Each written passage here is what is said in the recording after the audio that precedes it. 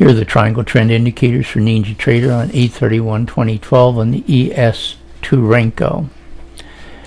I went short on this bar right here and stayed in the trade for 5 points over to here. I went short when the swing cycle turned red and moved down here. All the other indicators were red and moving down, and the Bollinger Band differential oscillator was already below the zero line, and the indicator line was moving down through the Bollinger Bands right here.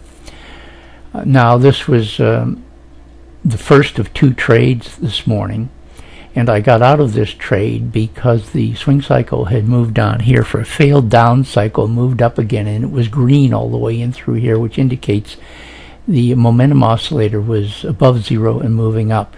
Generally, when you see that, that means there's going to be an up move coming.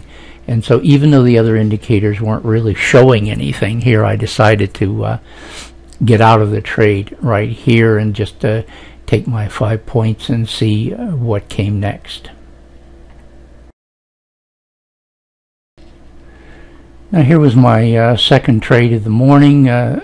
These were both trades were within the first hour of trading this morning, and you can see where the last trade ended right here. And sure enough, when this swing cycle moved up here and was green, this up move came right after that. So indicating that the swing cycle is a leading indicator, and you knew this was coming.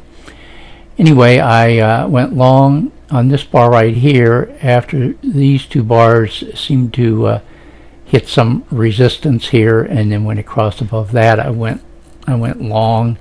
The DMI differential was crossing above its zero line, and there were already a number of green dots in through here. And all the other indicators were moving up, and the RWO was indicating an uptrend right here, and the Bollinger Band differential oscillator had turned yellow right in here and was close to crossing above its zero line here, which would indicate an uptrend. And I stayed in this trade until this point here, and this was a 7-point trade, and I got out of it here because there was a divergence with the dicks right in here. Here was this high point of the dicks, and then even though the equity moved higher, the dicks moved lower and it turned red in here. And also there was a divergence with the RWO, and it showed the peak of the trend to be right here, and even though the trend went a little higher, it didn't show this, and so there was a clear divergence here. So it looked like a good place to take a 7-point profit and end the trade right here.